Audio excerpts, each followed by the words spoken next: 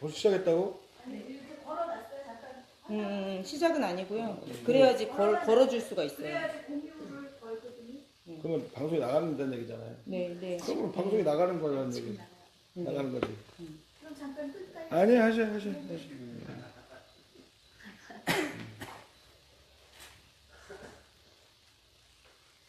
간단하게. 오늘 처음 뵙네. 예, 반갑습니다. 네. 소파가 참 예쁘네요. 네, 그러네요. 네, 여기 어딘지 참 좋네요. 진짜 정말 좋은데 정말 편하고요. 예. 40대 중반, 40대 후반 대표입니다. 40대세요? 왜 그러세요? 저한테는 안 물어보시고 저한테만 40대냐고 물어보시네요. 아니, 전에 예. 30대 후반인 줄 알았는데. 그죠. 이거 왔다 갔다 하는 마이크가. 예, 굉장히 젊어 보이세요. 소리가 잘 나오고 있나요? 아까 이런 식으로 얘기했는데도 잘 나왔어요? 네, 잘 나왔어요. 이 정도의 소리 근데 오히려 의장님 조금 더 유명하게 목소리가. 끝부분 예. 쿠션 하나 더 드려요? 아니면 그냥 더 예? 쿠션이요? 필요하시면 지금 말씀하세요. 쿠션 하나 안고 있으면 좋지 않으세요? 아니요. 이거 아직 시작 안 했으니까 이거 좀 잠깐 안고 계세요. 3분 동안. 시작해도 안 되세요.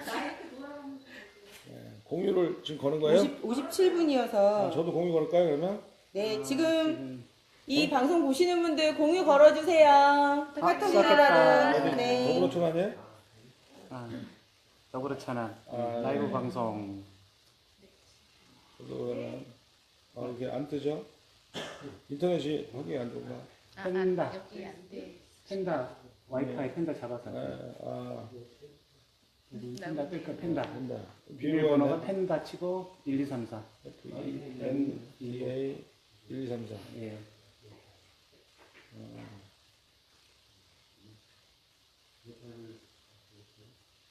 됐습니다. 잘 되는 것 같아요. 이게 몇 초 뒤에 올라. 네, 15초 뒤에 온다고 그러더라고요. 이거를 공유를 태국으로 가야지. 무지개 톡톡이에요 이게? 동안에 무지개 톡톡. 소리 잘 들리네요. 가서 운영 한번 들어. 나중에 내 웃음소리만 막 엄청 많이 나오는 거 아니에요? 지난번에 크게 나왔어요. 나중에 내 웃음소리만 아, 이런 식으로 소리 좋네. 나오자. 네, 좋네요. 괜찮네요.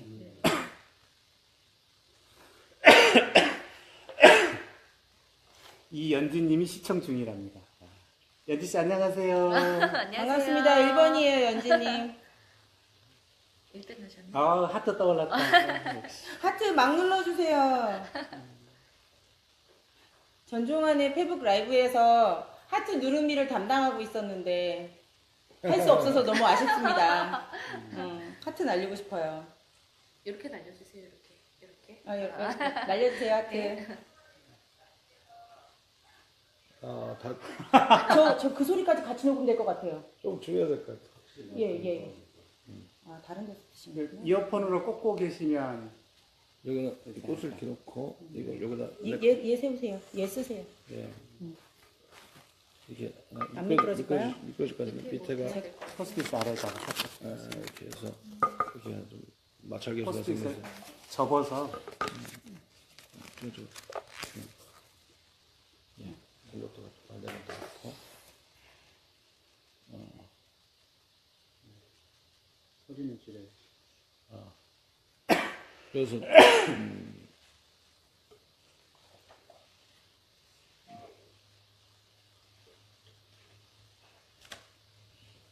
다 같이 자. 이것이 되면 이제 손 흔들면서 같이 시작하면 7시요? 7시가 됐네요. 예. 네. 하나 둘 셋 하면 같이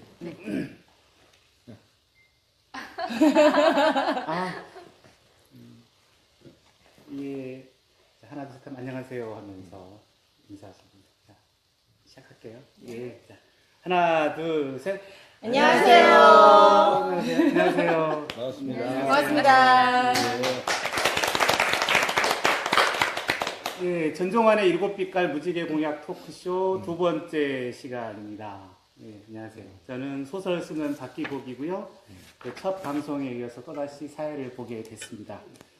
지난번 1회 무지개공약 토크쇼를 했는데 반응이 아주 뜨거웠죠. 예. 네. 그랬나요? 네. 주변 분들 어떠셨어요? 예. 잘 봤다는 분들이 의외로 많더라고요. 네. 실제 또 페이지 뷰 수 본 사람들 숫자가 꽤 많은 거 확인했고 잘한 것 같습니다. 어떠세요? 네, 저도 지난번에 열혈 시청자였는데요. 전 의원님 이미지가 되게 부드럽게 나왔다고 주변 사람들이 많이 얘기하셔서 잘하신 것 원래 같아요. 부드러운 남자입니다. 네. 보셨어요? 네, 전 그날도 봤고 또 어제도 저녁에 늦게 또 한 번 시청을 했어요. 제 방송. 네, 제 제 방송까지. 방송까지 다 본 것까지 한 3방송 봤습니다. 중독성이 있는. 네, 재밌게 예. 봤습니다. 네. 사회를 잘 봐서 그런 게 아닐까라고. 네. 예. 그 얘기를 제가 이제 마지막에 하려고 그랬어요. 자, 오늘은 장애인의 날인데요. 예. 지난번 방송이 4월 16일이었는데 오늘 또 이상하게도 특별히 의미 있는 날이 계속 걸리네요. 어떠세요? 장애인의 날. 예. 우리가 더불어 함께 살아가는 사회 속에서 장애인은 어떻게 보면 환경이라고 생각하는데요. 장애는 환경이다. 예, 그렇죠.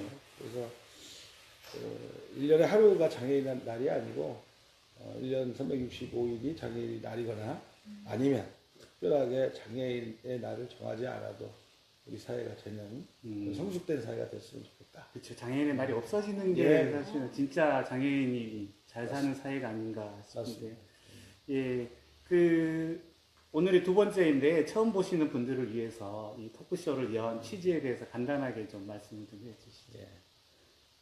제가 이번 6.13 지방선거에 임하면서 일관되게 하고 있는 얘기가 시민과 함께 한다는 거고 시민과 소통한다는 건데요. 실제 말은 쉽지만 실제 우리 제도 안에서 또는 공천 과정이나 또는 실제 본선 과정에서도 시민하고 출마자가 긴밀하게 소통하는 데는 한계가 있다고 생각합니다. 그렇죠. 네. 그리고 선거가 지역 단위로 더 심한데 최근엔 또 다양하게 IT 기술들이 있으니까 그런 방법들을 이용해서 소통하겠다는 욕심이고요. 또 실제 이런 것을 개인이 노력할 게 아니라 우리 사회적으로 정당이나 또 시민사회 단체나 이런 걸 통해서 일반적으로 이루어졌으면 좋겠다는 바람이 있습니다. 예, 알겠습니다. 자, 오늘 이 자리는 전종환 후보자뿐만 아니라 두 분 시민도 같이 한데요. 소개 좀 해주세요. 네, 저는 아이들하고 독서 수업을 하고 있는 책을 읽어주면서 독서 활동을 하고 있는 지금 올해 12년째 되고 있어요. 네, 천안 시민으로 또 산 지는 20년째 가까이 된 것 같아요. 서울에서 이사 와서요. 네, 구연복입니다. 네, 반갑습니다. 저는 중학교 1학년 남자아이를 키우고 있는 엄마이면서 판매직에 종사하고 있는 직장맘이에요. 그래서 아무래도 시정이라든가 이런 것들에 대해서 관심이 많았는데 커밍아웃 하자면 저는 전종환 의원님 지지자고요. 그래서 열심히 따라다니다 보니 이런 자리에 함께하게 됐습니다. 네, 나오게 해주셔서 감사합니다. 류승원입니다. 네, 반갑습니다. 네, 오늘 이 자리가 더불어민주당 천안시장 예비 후보자인 전종환 후보자의 정책이 뭔지 시민들이 더 잘 아는 기회가 되면 좋겠고요. 그리고 무엇보다도 시민들이 이런 방송을 보면서 지자체 선거가 그냥 투표만 하는 행위가 아니고 스스로 자기가 원하는 천안이 무엇인지 그리고 자기는 어떤 사회에서 살고 싶은지를 고민하고 그것들을 적극적으로 제안하는 기회가 되면 좋겠다는 생각이 듭니다. 그래서 페북 라이브 방송을 보시는 시민들께서도 적극적으로 의견을 개선해 주시고 그다음에 좋은 정책이 있으면 올려주시면 검토해서 정책으로 받아갈 수 있도록 하겠다고 약속을 하신 거죠? 예. 정책으로 꼭 반영하실 수 있게끔 밀어주십시오. 꼭 반영하겠습니다. 올려주십시오. 많이 올라오실 것 같아요. 올라오고 네. 있어요. 자, 오늘은 지난번과 마찬가지로 1부와 2부로 나누어서 진행을 할 거고요. 1부는 역사문화 예술 분야 공약, 그 다음에 2부는 건강복지 분야 공약에 대해서 이야기를 나누겠습니다. 그리고 1부를 못 보신 분들을 위해서 간단하게 1부 요약을 먼저 해드리고 가는 게 좋을 것 같아서. 1회 못 보신 분들. 1회 못 보신 분들. 그 1회에 행정 분야 공약을 내드렸는데 그 행정 분야 공약의 주요한 내용들 이렇게 안내 좀 해드릴게요. 첫 번째가 가장 강조한 게 수구민주주의 도입. 그러니까 시민들이 주요한 정책을 결정하는 기회를 열어드리겠다라는 거였고요. 두 번째가 이 주요 시정의 생중계. 그러니까 시청에서 주요 그 공직자들과 시장이 모여서 시장님이 같이 모여서 하는 회의를 중요한 회의들을 인터넷으로 생중계하고 시민들이 직접 보게 하겠다. 그다음에 민원 119와 천안시정 25시를 운영해서 신속한 민원 처리가 되도록 하겠다. 그다음에 시민이 공직사회를 감시할 수 있는 시민감사위원회를 구성해서 투명성을 높이겠다라고 했는데 요약을 하면 두 가지로 정리되는 것 같아요. 하나는 시민 참여, 하나는 투명성. 참여와 투명성 두 개를 높이는 게 행정 분야의 핵심적인 공약이라고 보시면 되겠습니다. 자, 그러면 오늘 첫 번째 일부 오늘은 또 판넬을 준비했습니다. 콘크리트 도시에서 역사문화 예술의 도시로를 주제로 역사문화 예술 분야 보이신지 모르겠지만 역사문화 예술 분야 공약 토론을 시작하겠습니다. 박수로 일부를 시작하겠습니다.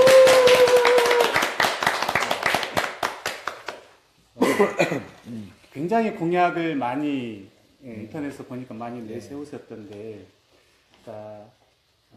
첫 공약이 행정 분야 핵심. 그 부분은 첫 번째로 내세운 이유를 알겠는데 사실은 대부분의 공약이 이번 중요한 공약들은 뭐 어디를 개발하겠다, 도로를 놓겠다, 뭐 이런 게 주된 공약인데 오늘 후보자님은 역사문화 예술 분야를 두 번째 굉장히 중요한 공약으로 내세웠었잖아요. 그러니까 이렇게 역사문화 예술 분야 공약을 중요한 공약으로 내세운 이유가 뭔지 좀 설명을 좀 듣고 싶습니다. 그 이유는 역사, 문화, 예술 분야가 중요하기 때문입니다. 그러니까 어떻게 중요하다고 생각하시는지. 우선 이제 도시가 앞으로 지속 가능하고 그 안에 사는 시민들의 삶에 질적 내용이 담보되기 위해서는 그 도시가 갖고 있는 역사라든가 문화라든가 예술 분야에 대한 강점도 있고 그런 것들을 시민 누구나 쉽게 접하거나 그런 장식을 갖고 있을 때 그 도시의 주민들이 행복하겠죠.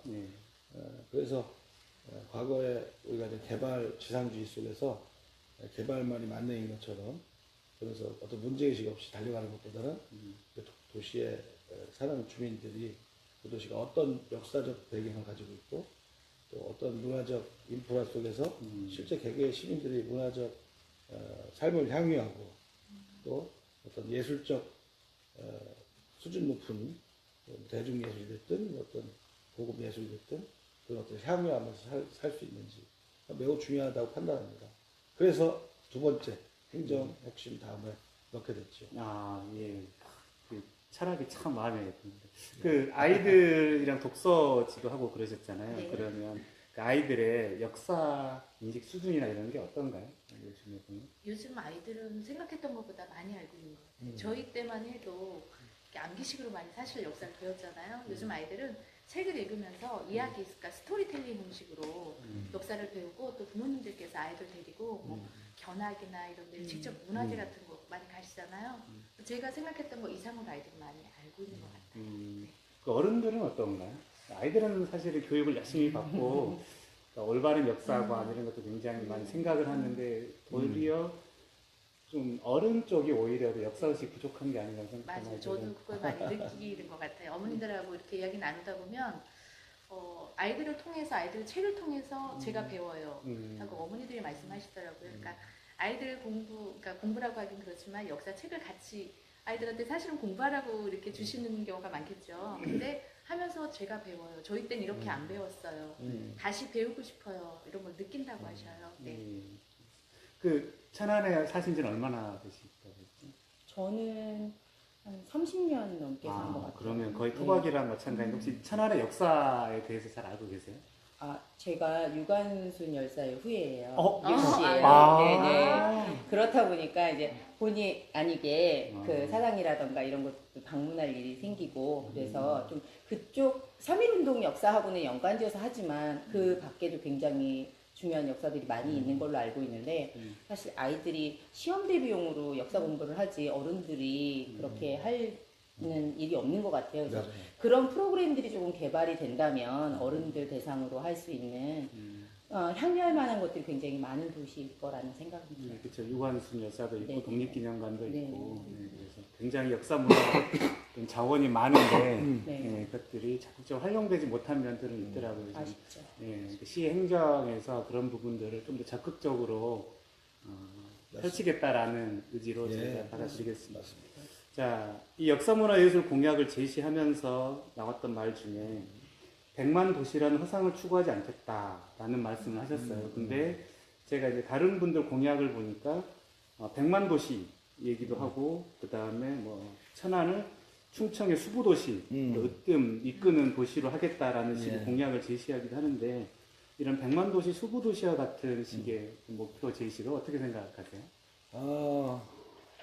그래서 과거식 방식이라고 생각합니다. 아까도 말씀드렸지만 우리 스스로가 그거에서 선택하고 했다기보다는 문제의식이 결여된 상태에서 쉽게 그냥 남한테 그러니까 무비판적으로 받아들인 그런 것 기준들이라고 생각하는데요. 물론 성장이라는 건 매우 중요한 요소이긴 하지만 우리가 영원히 성장할 수 없다는 거 분명하고 그러면 성장을 통해서 궁극적으로 우리가 지향하는 도시의 가치는 뭐냐? 그때 성장이 수단이지 목표일 수도 없는 거라고 보여진단 말이에요. 그러면 100만 도시에 대한 허구나 이 도시가 계속 무한대로 성장할 것이라고 하는 그런 허상에서 빨리 벗어나서 실제 우리가 원하는 도시의 모습이 뭐냐라고 하는 것이 되게 중요한 거고 수보도시라는 표현도 사실은 익숙하게 쓰는 것이지만 우두머리라는 뜻이거든요. 도시가 큰 게 우두머리고 작은 것이 부하고 이런 개념도 아니고 오히려 또 유럽에 있는 많은 도시들이 전 세계적으로 가장 살기 좋다는 도시들이 뭐 100만 몇백만 이런 도시들이 아니잖아요. 불과 20, 30만짜리 도시들이 세계에서 제일 살기 좋은 도시라고 우리가 일반적으로 한다고 하면 그런 거에 대해서 우리가 다시 한번 사회적으로 우리 천안시가 어떤 도시로 갈지에 대해서 고민하는 선거, 6.13 지방선거 그런 의미도 있다라고 생각합니다. 천안에 사신다는 그 자부심을 느낀 적 혹시 있으세요? 제가 서울에서 처음 내려왔을 때 천안에 마트가 동방 말해도 되나요? 네. 네, 하나 있었어요. 동방마트. 그리고 저 오고 난 후에 이제 뭐 홈플러스 이런 마트들이 들어오니까 저는 아마 천안이 발전하는 그 시기를 처음부터 본 것 같다는 생각이 들거든요.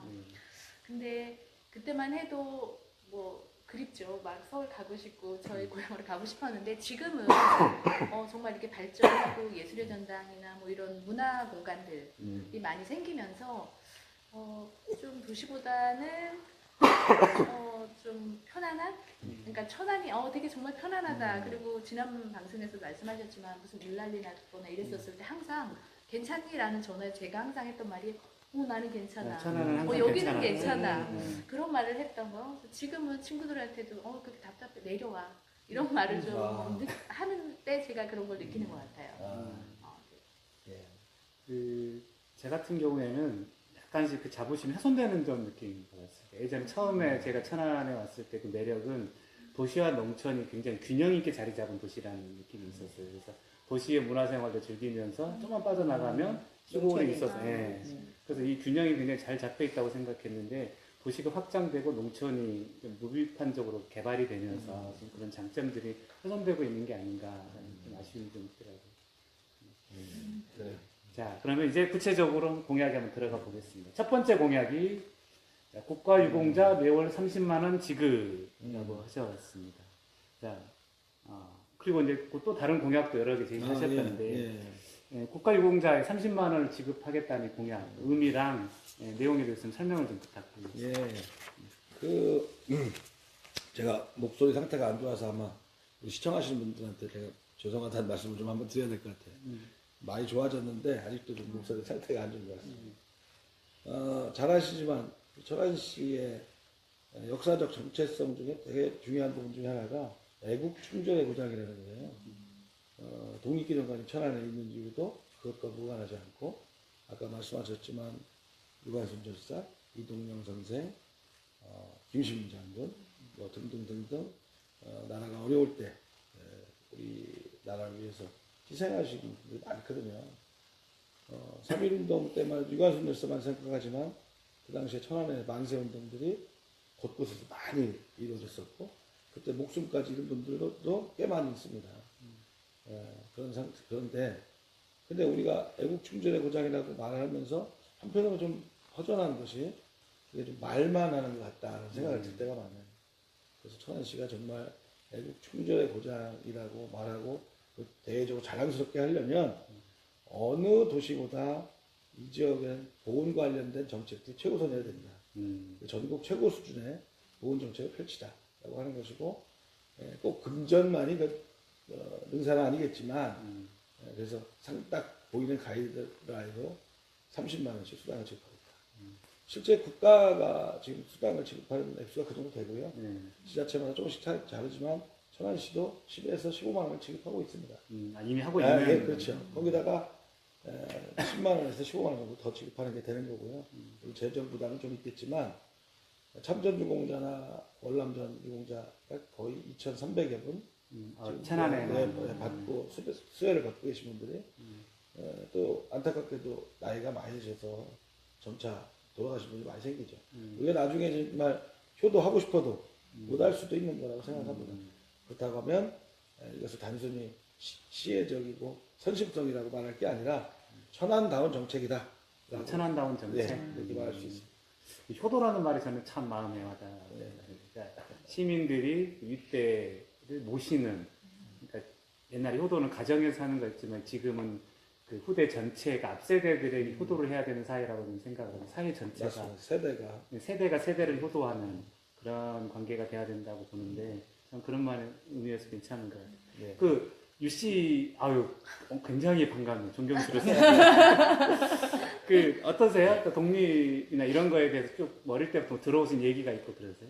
또 마침 저희 친정 아버지께서 월남전 참전 용사세요. 그래서 이제 국가유공자 인정 받으셔서 많은 수혜를 받고 계신데 사실 거기 다녀오셔서 이제 얻은 병도 있고 그렇기 때문에 좀 나라를 원망하는 마음이 생길 수밖에 없는, 개인적으로는 그럴 수밖에 없잖아요. 그런데 지금 이제 이렇게 편찮으시거나 할 때 다양하게 지원을 받는 시스템들이 진짜 많아졌어요, 요즘에는. 그래서 이제 그렇게 받으시다 보니까 아무래도 그런 서운함이든 이런 것들이 조금 상쇄되는 건 맞는 것 같아요. 그래서 그분들의 희생이 있었기 때문이라고 생각하기 때문에 이제 저런 정책들이 조금 더 많아지는 것들에 대해서는 바람직하다고 생각을 합니다. 예.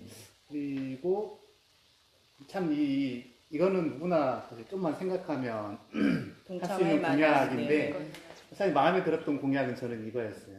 복지관이라고 하는 개념이 있는데 물론 이제 어르신들을 위한 노인복지관, 종합복지관 같은 것이 있지만 유공자들을 대상으로 하는 별도의 천안시의 복지관이 있었으면 좋겠다라고 하는 거고 그분들에 대해서 특별하게 그분들이 느끼는 공통적으로 겪을 수 있는 여러 가지 경제적이든 건강이든 여러 가지 문제들을 관리해주는 복지사들 전담 배치를 하고 그래서 아까 말씀드린 대로 천안이 애국 충절의 도시로서의 갖고 있는 정체성을 강화시킨 독특한 천안만의 정책으로서 이것도 이해해 주시면 좋을 거라고 생각하고 아까 사회자도 말씀하셨지만 우리 세대가 전 세대에 대해서 효도한다고 말씀하셨잖아요.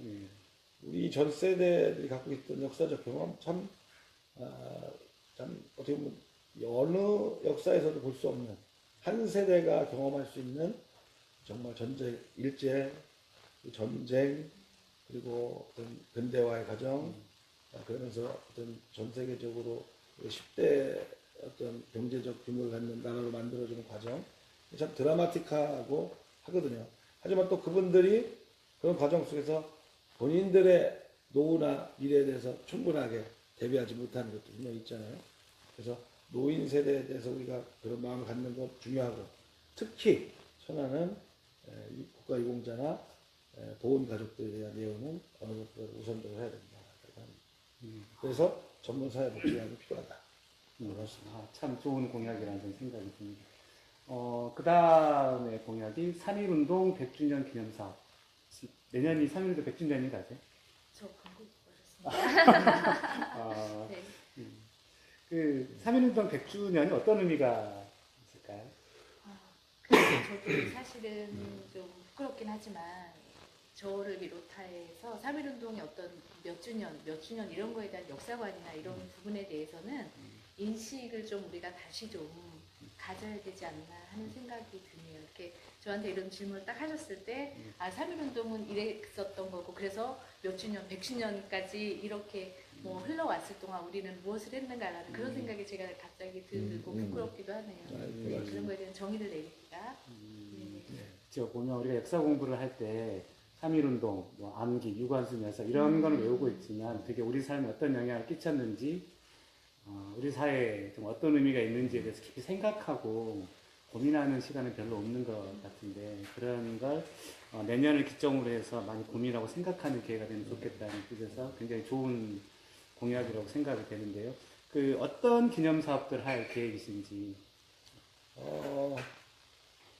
많죠. 근데 뭐, 그 기념사업 하면 좀 상투적으로 하는 그런 것도 좀 많이 있을 것 같고. 근데 다행스러운 건 최근에, 저는 뭐 제가 이를 주장을 한 것이 계기도 됐을 거라고 보는데요. 천안시에서도 급하게 또 3.1운동 100주년 기념 준비위원회를 꾸려서 1차, 2차 하고 있고, 저도 그 위원으로 들어가 있고요. 또 민간에서 3.1 만세운동 100주년 기념 사업 회가 꾸려졌습니다. 민간에서 자발적으로. 오히려 이제 그것이 민간에서 생기고 시에서 갑자기 생기다 보니까 이게 좀 약간 통일되지 않게 좀 에너지들이 분산해서 하는 거 아닌가라는 걸 오히려 걱정해야 될 정도로. 그래서 오히려 민간과 행정이 같이 유기적으로 협조를 해서 하면 더 좋겠다라는 생각을 하고, 그랬을 때 좀 더 기념 사업도 좀 창의적이고 내용 있는 행사들이 많이 연결되지 않겠냐라고 생각하는데요. 우선은 독립기념관이라고 하는 우리 지역에 있는 시설들과 같이 좀 연계하고, 또는 뭐 국가유공자분들이라든가 그런 분들도 대대적으로 참여해서 할 수 있는 행사들, 우리가 지역에서 있는 매일 하던 행사들을 좀 더 규모 있게 하거나 좀 더 내실 있게 하거나 이런 것. 봉화제 같은 경우도 의미 있는 행사인데 꼭 그맘때 AI 가축절병 또는 뭐 이런 것처럼 해서 우리가 좀 위축되니까 쉽게 포기하고 그랬었는데, 좀 그런 거에 대해서 차단할 수 있는 장치들을 마련하더라도 그런 것들은 그것이 실질적으로 그것을 전염시키는데 구체적으로 통솔하는 것이 구체적이지 않다면 그것을 과감하게 매년 해서 그런 축제를 좀 더 정착시키고 확대시키는 것도 중요하다고 생각합니다. 그리고 사실은 좀 공약을 보면 약간 부끄러운 생각이 들어요. 중에 하나가 유관순 열사 서훈 상향 10만 서명 운동을 하겠다 공약을 했었는데, 혹시 유관순 열사 서훈에 대해서 알고 계셨어요? 저도 이번에 공약 보고 알았어요, 사실은. 저는 당연히 제일 높은 서훈을 갖고 계실 거라고 생각했었던 것 같아요. 그냥 모르지만 그럴 거라고. 왜냐면 너무 유명하신 그러니까 분이잖아요. 저는 최고라고 최고 등급이 아니더라고요. 네, 대한민국 사람들이 다 아는 유관순 열사인데 당연히 첫 번째 등급의 서훈을 받으셨겠는데 아니더라고요. 맞습니다. 그 서훈 상향을 한다는 건 어떤 의미가 있는 걸까요? 지금 3등급에서 1등급이. 그건 뭐 우리가 알고 있는 유관순 열사에 대한 국가적 평가의 결과인데, 3등급이라고 하는 것은 지난번 이낙연 총리께서 경천에 가서 식사 자리에서 분명히 말씀하셨고, 그 다음날 국무회의에서도 그런 말씀하셨지만, 우리 국민들이 느끼고 있는 그분에 대한 역사적 위치나 위상에 걸맞지 않는다는 거죠. 누구나, 그건 뭐 천안 사람만 그렇게 생각하는 것이 아니고 대한민국 국민이면 누구나 그렇게 느낄 거라고 생각하기 때문에 그 문제의식을 정부도 같이 하고 있는 걸로 확인되고 있어요. 근데 이제 여러 가지 형식적 절차나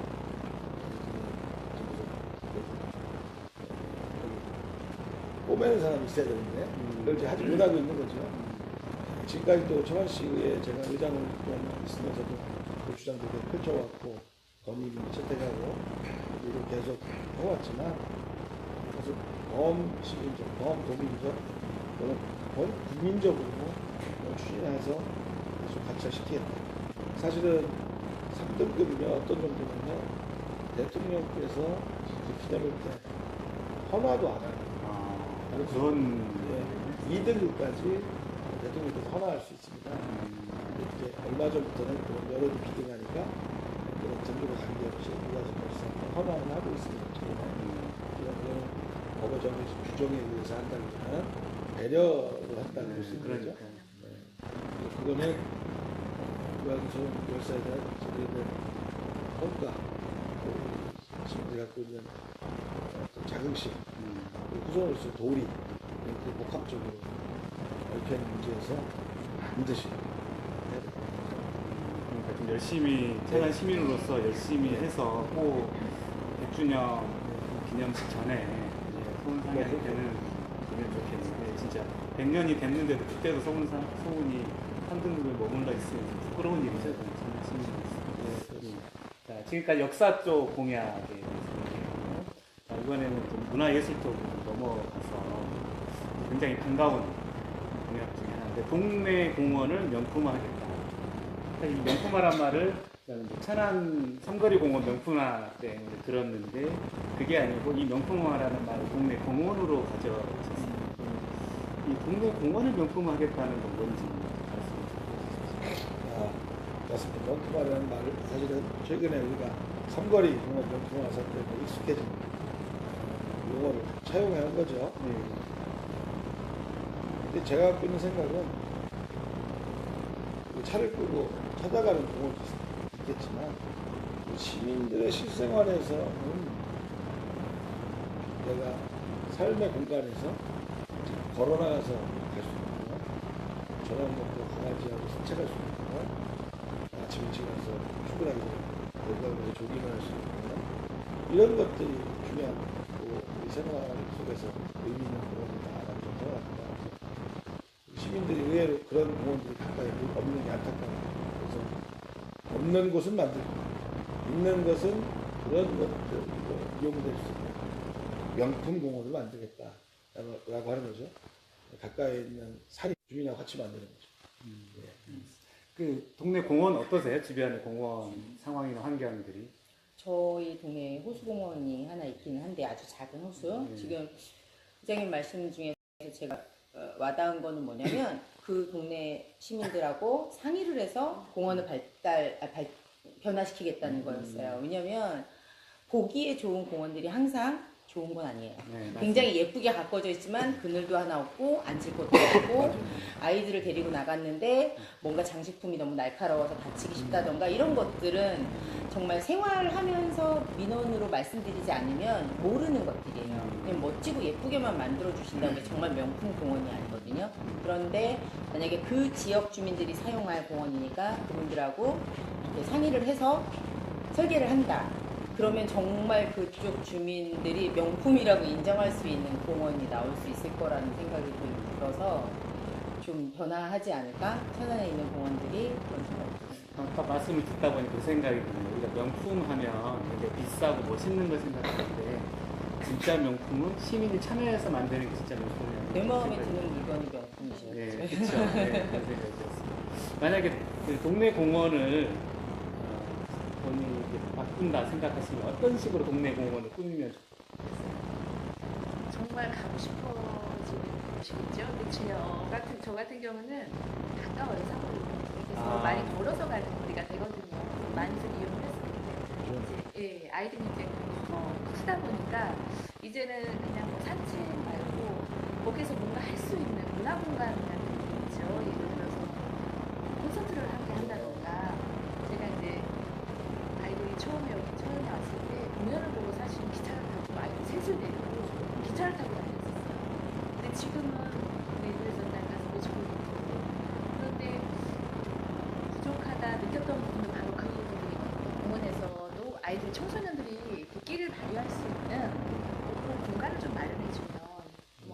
악기를 잘 연주하는 아이들은 그것에서 연주하고 우리를 좀 구경할 수 있는 그런 공간에 같이 보내면 좋겠다 늘 그 생각을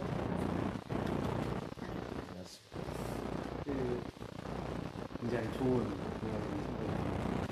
그러니까 이제 흑타령 춤축제 축제 총감독제 시민 축제 준비위원회를 하겠다. 왜냐면 그 다음 공약이긴 한데 동네 축제 활성화하면서 축제 공약을 2개를 내고 있었어요.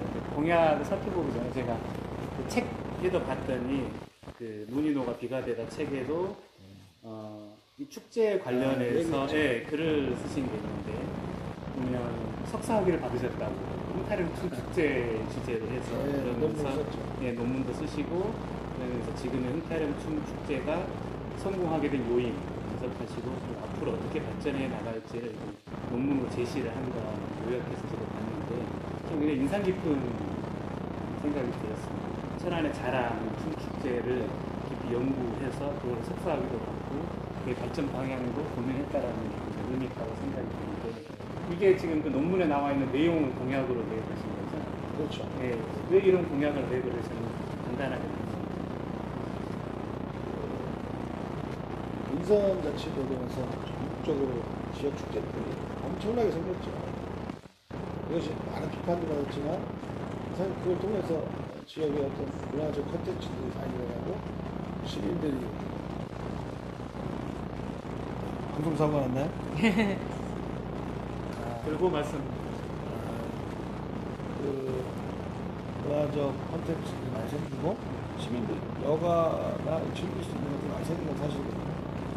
어떤 축제는 성공한 축제 때문에 그 도시 전체가 들썩들썩할 정도로 그런 축제들이 많이 생기고 있습니다. 산천어 축제, 그렇죠.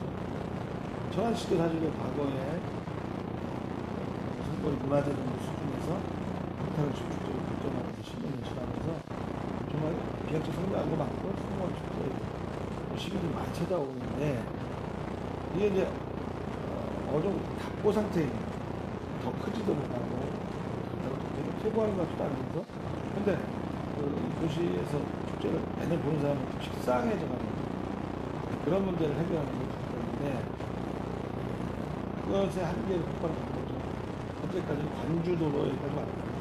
관이 과감하게 민간을 신뢰하고 민간하고 축제를 이양하는 거죠. 그래서 시민축제 준비위원회 그렇죠. 그래서 그 도시가 1년 내내 이 축제를 준비해야 됩니다.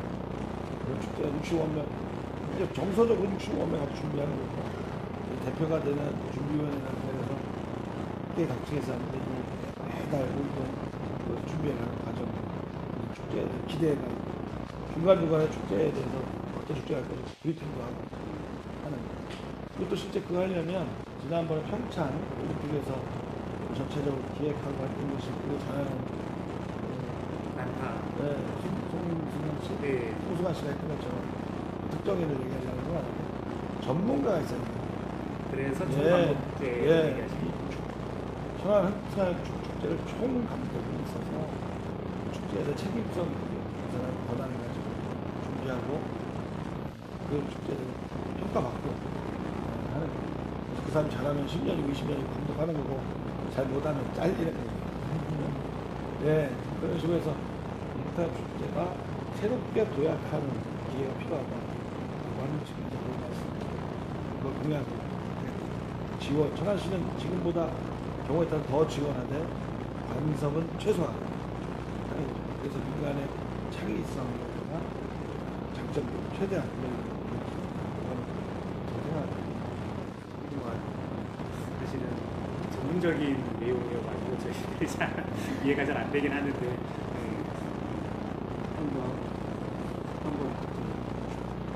세계 유수 축제들은 우리가 훌륭한 축제라고 하는 것들은 대부분 민간이 주도를 하죠.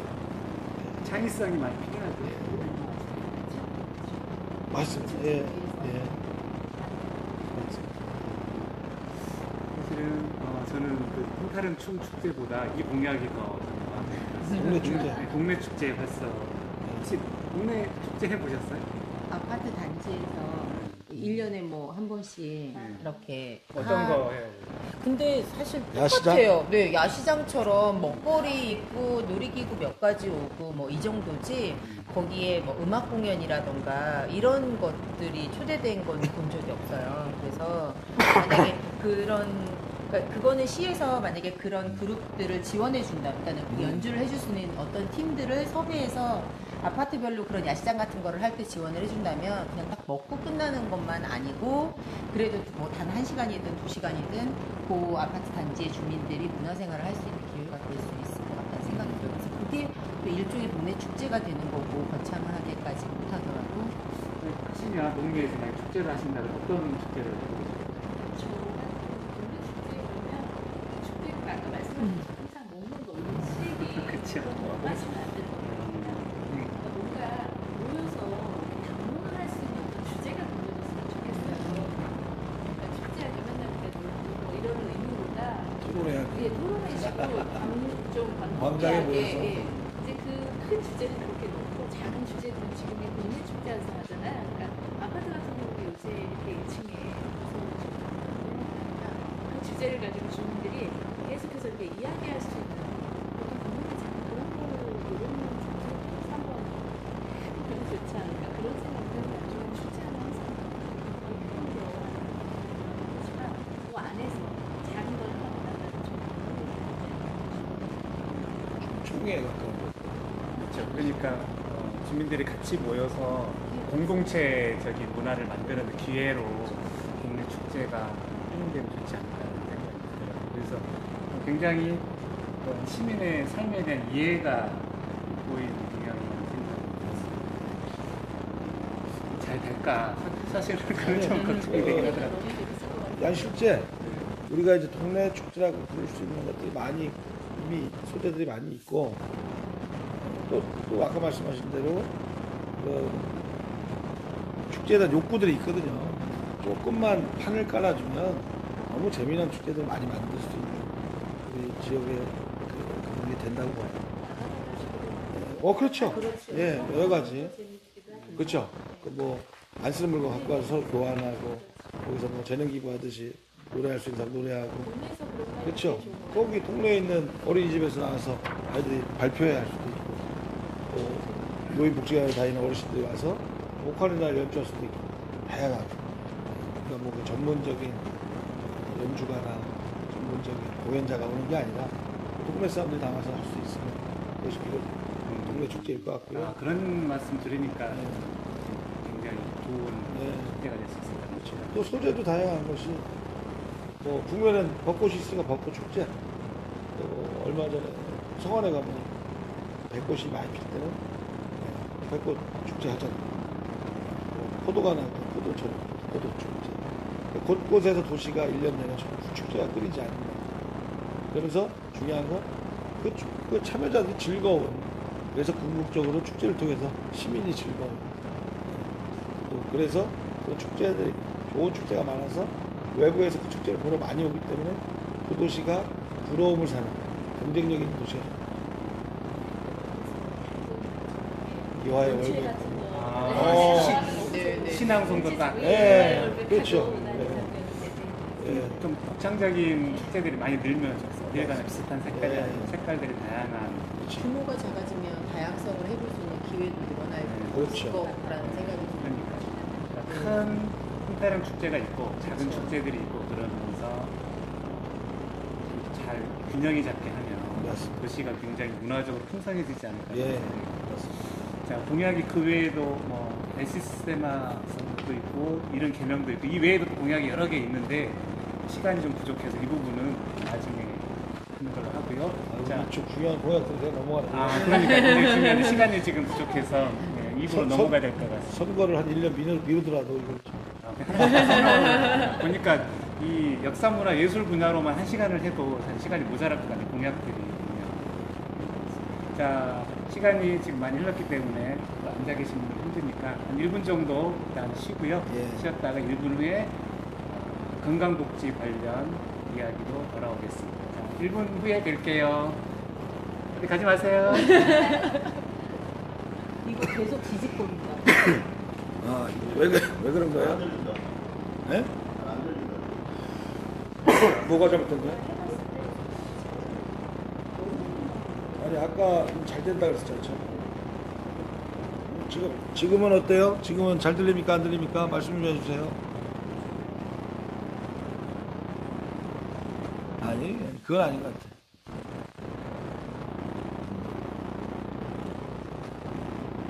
글쎄요, 지금 이게 방송이 불가할 정도 수준은 아니고, 소음이 심하다는. 그럼 더 소음이 심하다고? 이게 지금도 소음이 나나? 지금 소음이 나나요? 모니터링 한번 해보죠. 네, 계속 소음이 심해요. 소음이 있어요. 아직 소음이 심하네요. 그러면 한번 껐다가 다시 한번 해도 되죠? 마이크만. 1분 동안 꺼놨다가. 이것도 끄고 한번.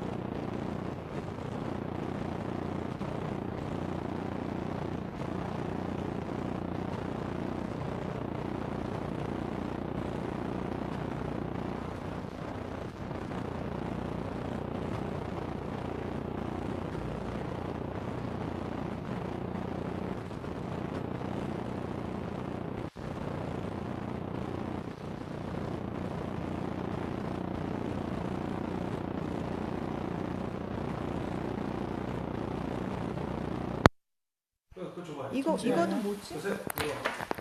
근데 지금 소리가 지금 들어간다고? 자, 한 번만. 이거. 아니 이거 연장선 선 연장해. 인장선 어떻게 해야 돼? 하나 이걸로, 아니, 내가 할게. 지금은 괜찮아요. 이제 괜찮아요. 저 마이크로 바꾸니까 그런 것 같아요. 마이크 때문에. 네네. 됐어요. 됐죠? 그럼 이걸로 할게요, 그냥. 이 마이크가 제대로 자, 소리가 새로 마이크를 좀 바꿨습니다. 이렇게 입에다 대고 하시면 더 잘 들리죠. 그쪽에서는. 네.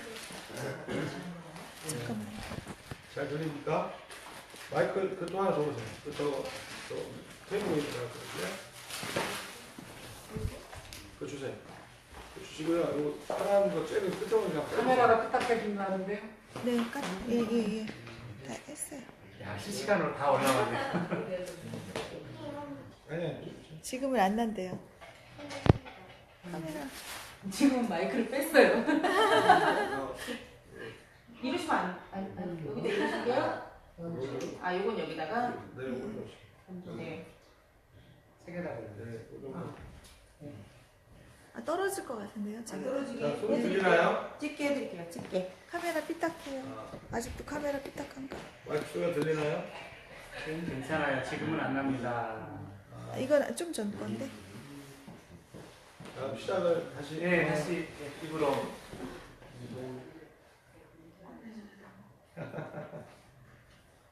죄송합니다. 네. 아마추어들이라서 저곳에서 티가 나네요. 아마추어들이라서. 네. 네, 좋네요. 네, 싸움. 너무 어색하고 좋네요. 너무 어색하고 자연스럽지 않아서 좋네요. 네. 자연스럽죠. 마이크를 돌려가면서 안 예, 그렇게 할게요. 그냥 예, 우리는 목소리를 저희는 목소리를 틀겠습니다. 네.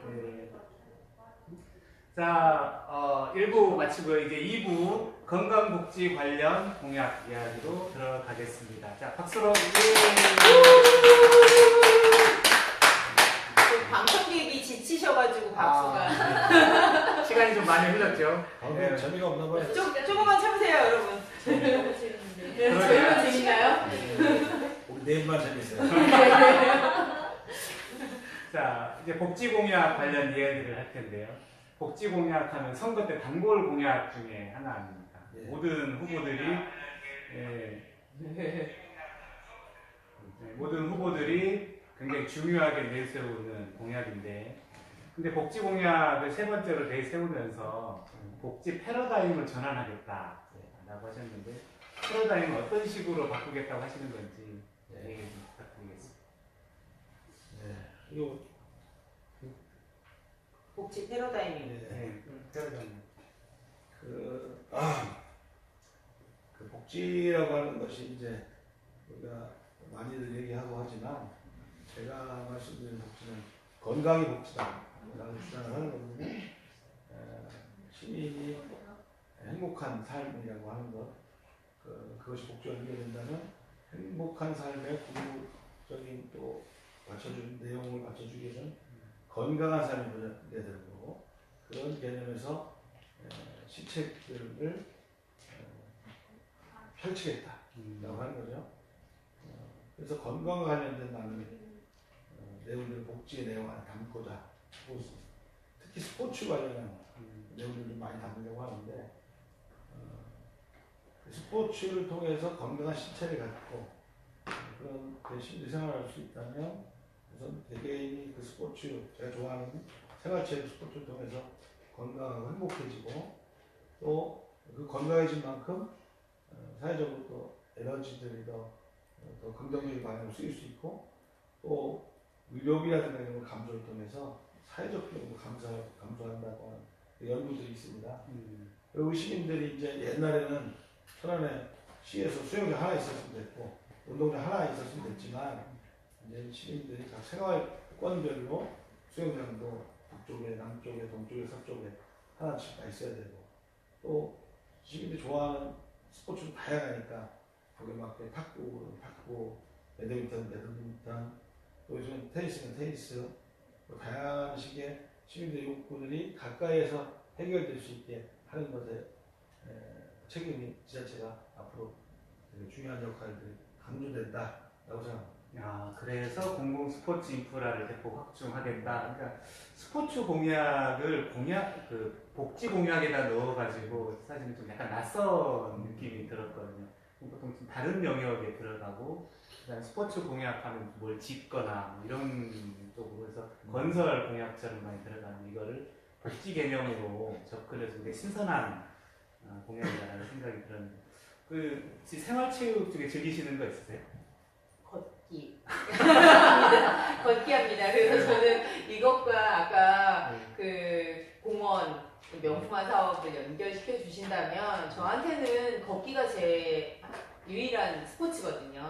그러면 이왕이면 뭐 저런 스포츠 시설에서 걸을 수도 있겠지만 공원에서 걸을 수 있도록 만들어진다면 더 하려고 역시 좋을 것 같습니다. 그게 스포츠 인프라랑 굉장히 연결되는. 네네. 걷는 것도 걷기 편한 길들을 만들어줘야죠.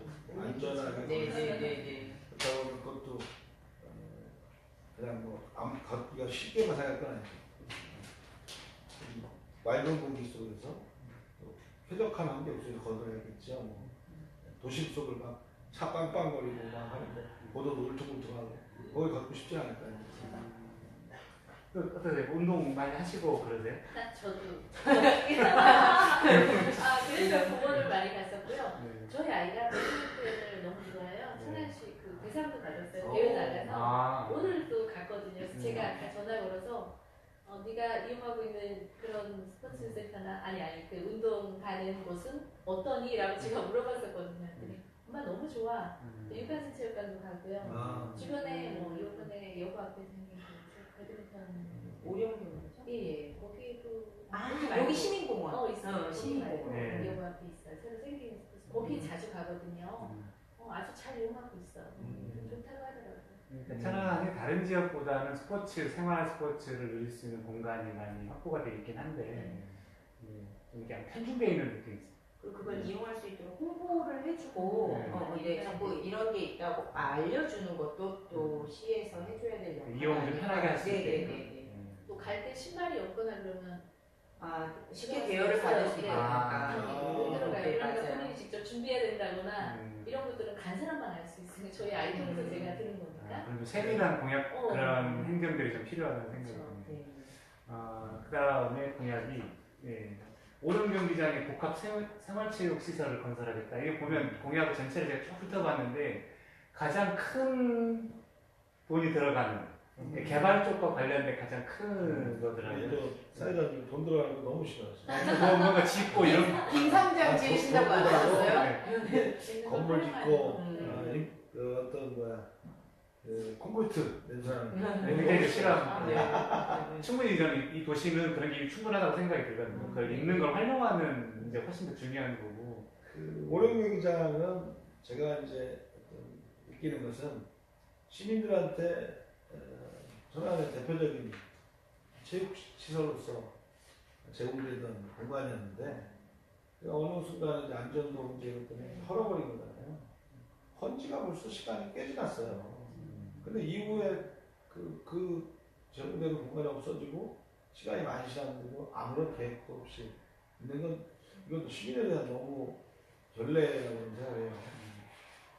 허리 때부터 그 계획을 가지고 가는 것이 맞다고 생각합니다. 그렇다고 하면은 그것을 지금 아까 말씀드린 스포츠 건강복지도시라고 하는 측면에서 거기에 좀 원래의 체육시설로 쓰시면 돌려주겠다. 대신 지금 바뀐 시민들의 욕구들이 반영된 또 돈 걱정 많이 하시는데 제가 많이 하죠. 민간의 민자를 최대한 유치해서 그러니까 단순히 공공시설이어서 아무런 소득이 없는 이런 게 아니라 시에서 최대한 절감하면서 민간의 상업적인 어떤 투자를 유치할 수 있는 그런 매력이 있어야겠죠. 그런 복합적 공간에 대한 염두가 있습니다.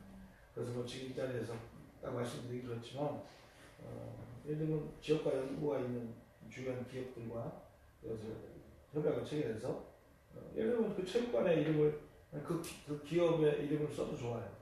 예, 그렇게 다양하게 제안을 해서 그것이 사회적 기여로서도 기여를 할 수도 있고 또 거기에서 일정하게 뭐 임대라든가 분양 그런 통해서 수익을 발생시킬 수 있고 또 그런 시설들이 있어야 시민들이 와서 편하게 이용할 수 있거든요. 그런 인프라가 갖춰져야 단순히 왔는데 운동장만 있는 것보다 식당도 있고 카페도 있고 다양하게 그런 시설들이 있으면 복합시설로서 시민들이 더 편히 이렇게 이용할 수가 있겠죠. 그런 걸 연구해 두고 있습니다.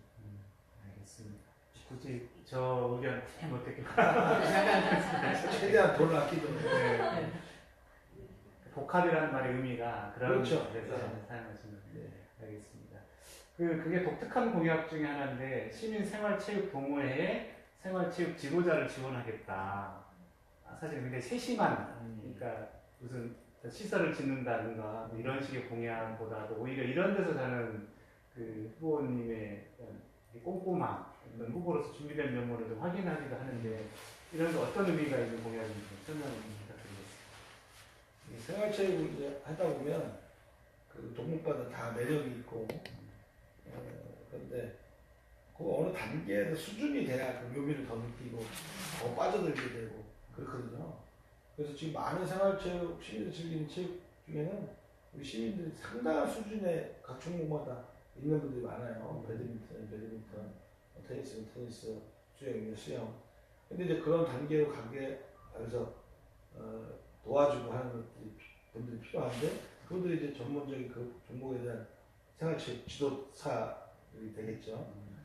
그런 분들이 가서 생활체육 동호인들이 한 단계 그런 기술이든 그런 매력을 느낄 수 있게 도와주고 그래서 그런 계기로 그 종목에 더 많이 빠져서 더 오래 그걸 즐긴다면 이렇게 하거나 저는 뭐 경우에 따라서 가능하다면 생애 한 번 정도 어느 시민이든지 난 이 종목을 좀 배우고 싶어 하면 그 배우는 비용을 좀 우리 천안 씨가 대줄 수 있다.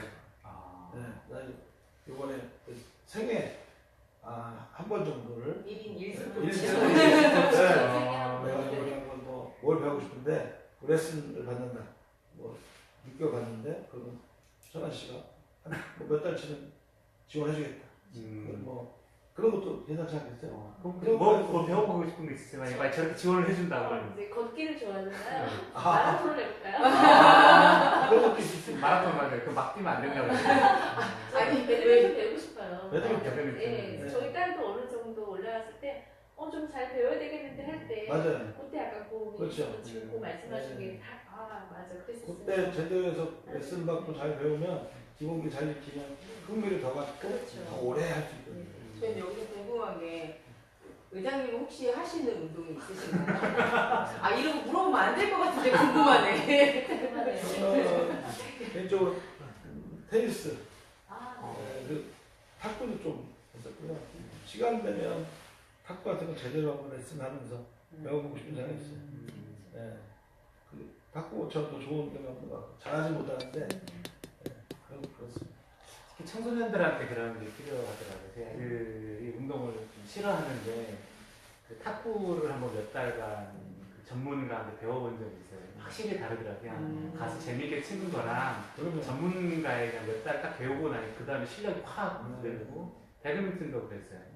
전문 하시는 분 같이 하길래 이제 동호 옆에 끼어가지고 같이 몇 번 배웠는데 배우고 나니 기본 자세가 달라지면서 훨씬 재밌게 자기가 잘 하게 되면 더 재미를 느끼게 되는 건 맞는 것 혼자 같아요. 그러니까 이런 지원을 시민뿐만 아니라 학교에도 좀 지원을 해서 학교 청소년들이 뭐 잘하는 스포츠 하나쯤은 네 맞아요. 다 공부밖에 안 하잖아요. 네. 네, 이린이 스포츠 환영합니다. 이게 진짜 복지가 아닌가라는 생각이 들어요. 스포츠를 즐기면서 건강하는 이게 의료비도 줄이고 행복하는 그게 복지잖아요.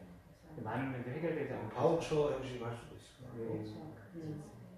자 이제 건강복지 부분에서 좀 넘어가서 어르신 쪽인데 찾아가는 어르신 예방으로 서비스 공약.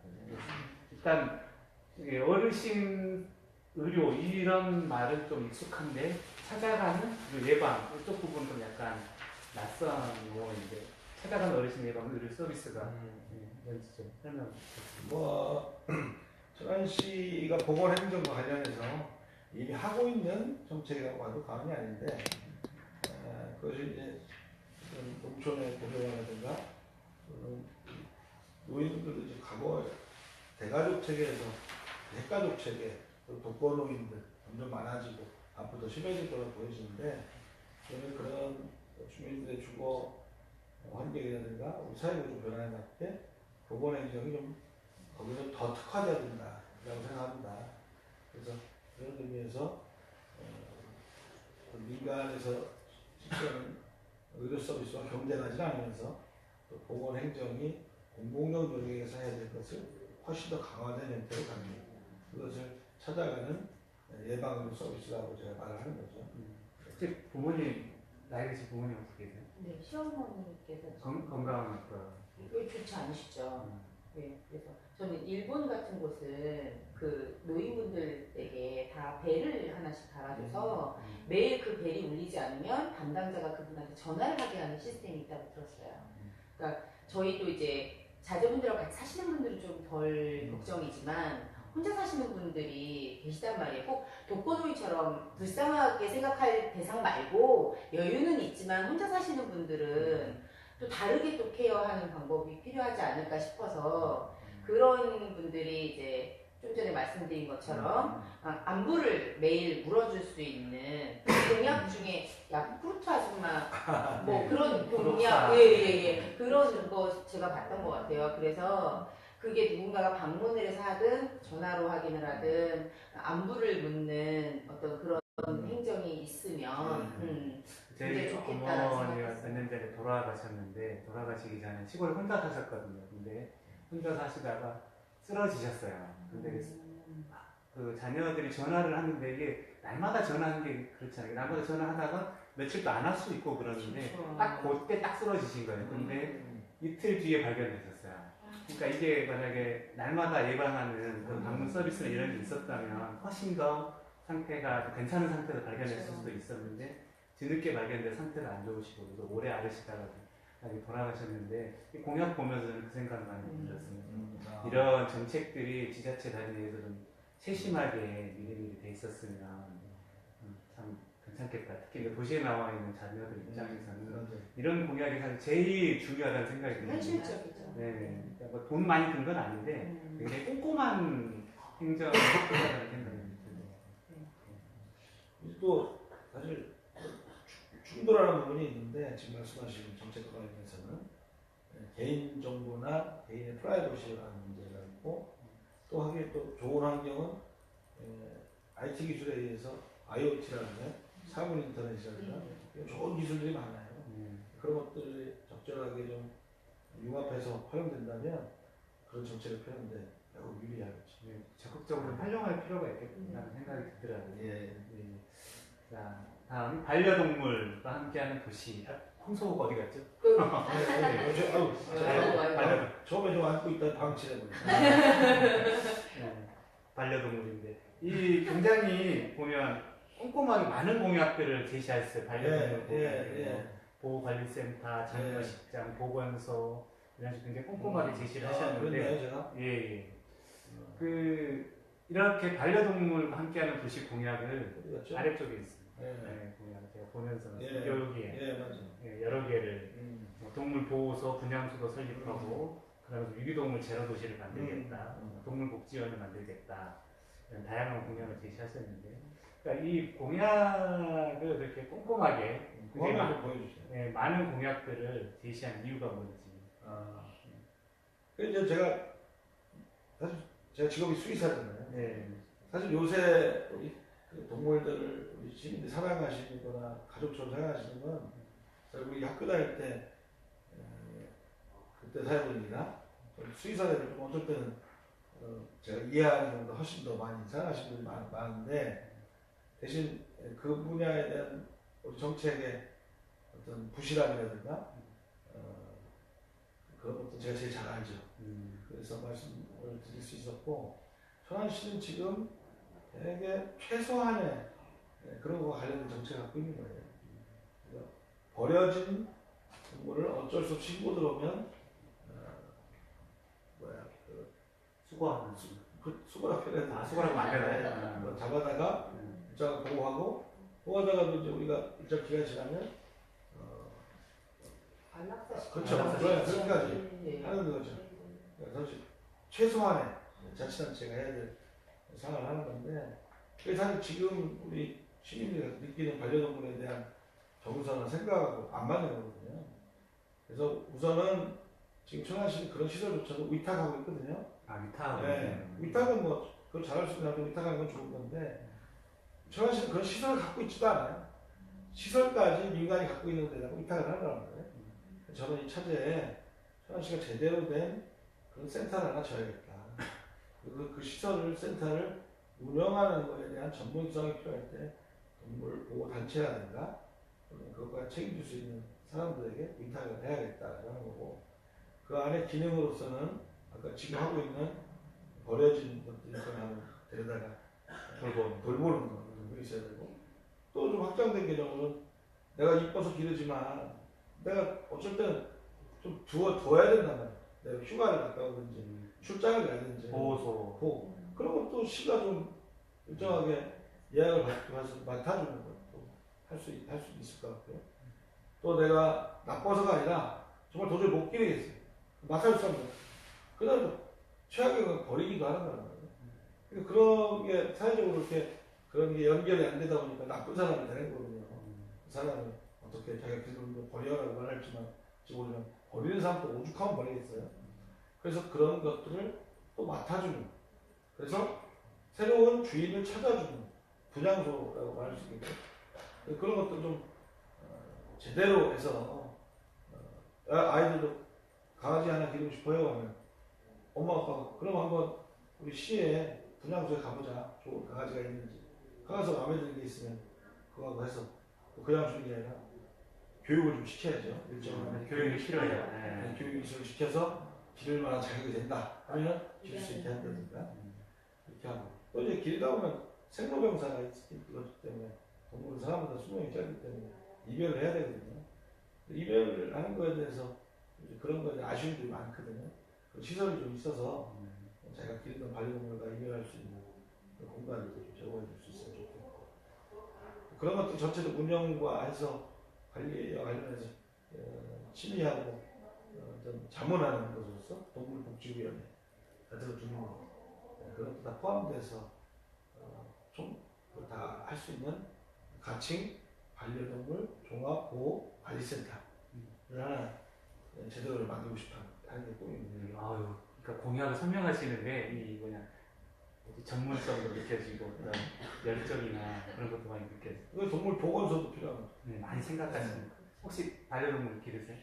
아, 저가 그런 경우예요. 강아지 키우다가 직장 때문에 다행히 저는 저희 올케가 맡아줘서 잘 키워주고 있기는 한데 아찔한 게 어떻든 그때 제가 만약 그 아이를 키울 수 없으면 걔는 계속 집에 혼자 있었던가 아니면 제대로 맡아줄 사람이 없으면 정말 어떻게 됐을까 하는 생각이 들거든요. 근데 애완동물이라는 게 반려견이든 반려묘든 처음에 데려올 때 마음이랑 키우다 보면 달라지거든요.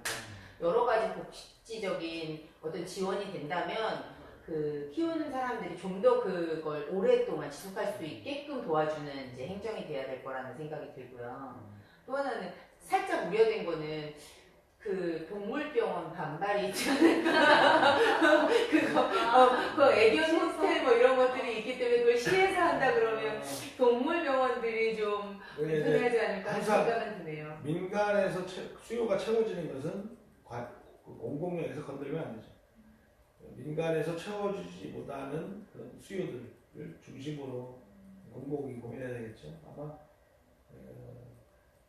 뭐 만큼도 부딪히지 않을 거다 장담할 수는 없을지라도 그렇게 그쪽 어깨가 부딪힐 정도는 아니다. 제가 또 직업이 수의사인데 그쪽 많이 부딪히면 아시는 분도 많겠네요. 현실적이네요. 키워보셨어요? 저도 같은 입장이에요. 어렸을 때 아이들이 그러니까 준비되어지지 않은 상태에서 아이들 너무 키우고 싶어하는 그 마음으로 데려왔다가 집이 이제 거의 비워져야 되는 상황이잖아요. 아이들 다 해갖고 저도 이제 일을 해야 되고 하는 상황에 얘가 이제 우울증 같은 게 온 집안이 막 다 그런 거 있죠. 그러다가 고민하다가 다행히 저희 친정 엄마한테 내가 데려가마 이런 절차 지금 너무너무 잘 다행히도 저희 집에서 크는 것보다 행복하게 크고 있어서 다행인데 아까 말씀하신 너무 공감이 가고 요즘은 너무나 많잖아요. 애한테 키우는 경우가 많으니까 그런 쪽으로 고민하시는 분들 그만큼 되게 많으신 것 같아요. 그런 쪽으로 되게 위로가 되지 않을까. 저는 교육을 좀 많이 해줘야 되지 않을까 싶어요. 그러니까 저도 키우는데 시골에 살다 보니까 고양이 2마리와 개 1마리를 어쩌다 보니 다 떠안아서 키우고 있는데 그냥 예뻐서 키웠는데 나중에 가니까 지식이 모자라니까 어떤 태도 이런 것도 있고 잘 몰라서 생기는 문제가 많더라고요. 병이나 이런 것도 있고 아니면 또 이 반려동물도 심리적인 것도 굉장히 중요하더라고요. 그러니까 그런 걸 뭐 인터넷 검색해서 알아보긴 하는데 이게 정말 맞는 건지 안 맞는 건지도 잘 모르겠고 그리고 그 모든 걸 다 학습해서 할 수도 없고 좀 체계적으로 이 교육을 해주는 관리센터가 그런 필요가 네, 그런 게 필요하다는 생각이 들어요. 특히 아이들한테 그런 교육을 하는 건 굉장히 또 봉사 아이들이 와서 거기 있는 보호되어 있는 동물들을 놀아주기도 하고 뭐 보육도 시켜주고 뭐 치료하는 걸 도와주기도 하고 그런 걸 통해서 아이들 정서라든가 그런 데 참여하는 도움이 되지. 여러 가지 숨기는 게 많이 있어요. 동물의 복지가 좋아진다는 건 결국 인간의 복지가 좋아지는 것과 따로 떼서 생각할 수는 없는 것 같아요. 자 이제 마지막 공약입니다. 사실 마지막 가장 반가운 공약이 벌써 마지막이에요. 사실 그 공약은 더 많은데 네, 제가 이제 이야기로 예. 사용한 주제를 꼽다 보니까 몇 개를 많이 했었는데 그 아빠 학교를 운영하겠다고 엄마 학교도 아니고 아이들 학교도 아니고 아빠 학교 참 무척 반가운 정책인데 제가 왜 이걸 반가웠냐면 내가 15년 전에 육아휴직을 했었거든요. 와. 그러니까 대한민국에서 두 번째로 정말요? 네, 육아휴직했어요. 18년 전이군요, 벌써. 18살이니까. 그래서 그때 제가 두 번째로 했었고, 그리고 그 뒤에는 아예 전업주부로 아이를 돌보기도 하고 그랬는데, 근데 요즘에 아빠들이 이 아이들과 같이 보내고 싶은데 마음들은 굉장히 크잖아요. 근데 어찌 할 바를 몰라서 사실 그게 굉장히 많더라고요. 좀 그리고 그 육아 친화적인 직장, 육아 친화적인 사회 환경을 만들기 위해서 이런 정책이 굉장히 필요하다는 생각이 들어서 굳이 사실 후보님 말씀 듣지 않아도 제가 이게 무슨 말인지 알 것 같다는 생각이 들었어요. 혹시 그래요? 남편 있으시죠? 예. 여기 보내고 싶으세요? 아빠 학교가 있다 그러면? 미리 정말 보냈어야 되는 맞아. 저희 천안 가까이 열렸다면 그 있었다면 제가 제일 먼저 입학을 시켰을 것 같아요. 꼭 필요한 엄마들도 물론 엄마들은 그래도 조금씩 그 공동체 모임, 뭐 동아리 이런 걸 기회가 통해서 있죠. 서로 간의 의견을 듣고 기회가 있는데 아빠들은 정말 너무 아빠가 진짜 예예 경험을 못하니까요. 꼭 필요하다는 생각에서 저도 정말 눈이 다시 번쩍 뜨네요. 정말 아빠 좀 면이 늦었지만 보내 늦었지만 좀 늦었지만 그래서 의견을 좀 물어볼게. 아, 지금이라도 좀 초창기에 좀 필요한 것 같아요. 그럼요. 결혼을 하기 전에 결혼한 초창기에 초기 교육을 잘 받고 준비된 채로 아이들을 키우고 가정생활을 하면 사회적으로도 굉장히 좋지 않을까라는 생각이. 사실 저는 이제 공약에서 현실적으로 좀 이게 다르다 보니까 이렇게 나온 거죠. 좀 극단적인 생각도 좀 갖고 있어요. 예, 군대처럼 아빠 학교를 이수하지 않으면 결혼을 못하게 결혼을 못한다. 엄마 학교도 결혼했다 해서 어, 이게 단순 경험의 선물인데 아빠가 되는 준비를 공식적으로 해본 적이 없어요. 그냥 나이가 먹어서 때 돼서 결혼하고 애가 생기고 아빠가 돼버린 거예요. 근데 아빠가 된다는 게 어떤 의미인지 사실 잘 몰랐어. 그래서 그런 것들이 지나고 나니까 많이 후회되고 우리 대한민국 아빠들이 또 그것들 많이 고통을 또 겪는 것 같아서 맞아요. 몰라서 아이도 불행하고 아빠도 불행하고 그래서 사회적으로 아빠가 된다는 것에 대해서 사회적으로 좀 공감하고 어떻게 우리가 아이들의 아빠 역할을 하고 가정에서 역할을 하는지에 대해서 좀 기술 테크닉도 좀 하고 마음의 준비를 해서 좋은 아빠가 된다면 좋은 아빠가 된다는 건 아빠가 행복해지고 아이가 행복해지고 엄마가 다시 당연히 행복해지고 그리고 우리 처가 시민이 다 행복해질 수 있다라고 하는 생각을 갖고 있습니다. 더 길게 얘기하고 싶은데 시간이 벌써 1시간이 넘어서 1시간 10분이 넘었거든요. 언제 하시는 그러니까요. 저는 한 1분 얘기한 거 같아요. 방송 사고 때문에 이렇게 네, 저희만 재밌나요 또? 알겠습니다. 자, 이상 전종환과 함께한 7빛깔 무지개 공약, 역사문화 예술, 건강복지 관련 주제로 이야기를 나누었고요. 어떠셨어요? 오늘 1시간 넘게 얘기를 나눴는데. 저도 이 책을 읽었는데요.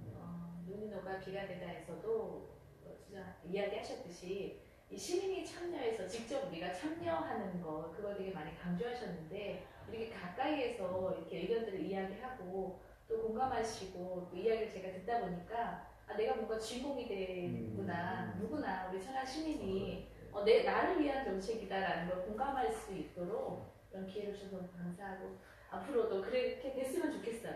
네네. 고정 게스트. 꽂히신 건가요? 저도 굉장히 의미 있는 시간이었고요.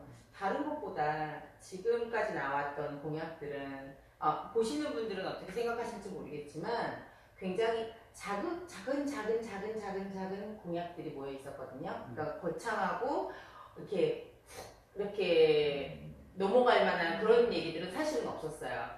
그리고 어떤 나한테 개인적으로 큰 이익을 줄 것 같다라는 느낌을 주는 공약도 사실은 없었어요. 전체적으로 어떤 복지라던가 이런 것들을 전체적으로 아우르는 듯한 느낌의 정책들이었고요. 공약들이었고 그 다음에 그 중에서도 조금 더 가지가지 공약들이 좀 세심하게 배려됐구나라는 물론 시장님이 되신다면 더 많은 분야들을 더 세심하게 아우르셔야 되겠지만 지금 보여주신 공약 안에서는 정말 세심하다라는 생각이 들어서 그런 시각으로 시정을 하신다면 정말 꼼꼼하게 잘 해주시지 않을까라는 기대가 생기는 시간이었습니다. 극찬을 해주세요. 후보님은 어떠셨습니까? 네, 또 두 번째니까 또 두 번째 나름대로 또 더 의미 있는 시간이 되신 것 같고요. 그러니까 갈수록 좀 스튜디오도 아주 전문적인 스튜디오처럼 보이고 많이 좋아지는 것 같고. 아, 정말 소파가 네. 어디 소파인지 모르겠지만 정말 협찬 들어온 거 아니에요? 협찬. 가져가고 싶은데. 진짜 예뻐요. 그 소파. 그리고 이 코디도 네. 이 남대로 색을 네, 저희 맞췄죠, 저희가. 그래서 화사하게. 맞췄습니다. 녹색으로. 네네네. 그래서 다음 방송은 또 어떤 모습일지 기대가 많이 됩니다. 그 시민께 적극적으로 정책을 알리고 시민과 소통하려는 노력이 굉장히 큰 의미가 있었다고 생각하고요. 첫 시간에 그런 얘기를 하셨죠. 하드웨어로 소프트웨어를 바꾸는 시장이 되겠다. 근데 공약을 쭉 살펴보는데 굉장히 세심하고 꼼꼼하게 일상생활에 영향을 끼치는 큰 걸 짓거나 뭐 대규모 공사 같은 그런 공약이 아니고 삶을 좀 돌볼 수 있는 그런 공약, 소프트웨어에 초점을 맞춘 공약이라는 그 믿음이 좀 생기고, 그래서 민주당 다움을 실현하는 공약들이 아닌가라는 생각이 들었습니다. 나중에 당선되시면 잊지 마시고 꼭 이 철학에 맞게 천안을 바꿔주시길 바라면서요. 참여해주신 시민들께 감사드리고 다음 방송 안내해드리겠습니다. 지금까지 2번 했는데 앞으로 2번 더 할 거고요. 다음번에는 안전생활환경, 그 다음에 더불어 잘 사는 경제 분야로 이야기를 나누도록 하겠습니다. 3차 페북 라이브 시간은 다음 주 화요일 7시에 다음 주 화요일 7시에 할 계획입니다. 많은 참여 부탁드리고요. 댓글과 그다음 시청으로 관심 주신 시민 여러분께 감사드리겠습니다. 그리고 참여해주신 두 분께도 감사드리고요. 감사합니다. 수고하셨습니다. 하트 주세요, 하트. 하트 뿅뿅. 제가 막 올리겠습니다. 네, 그렇게.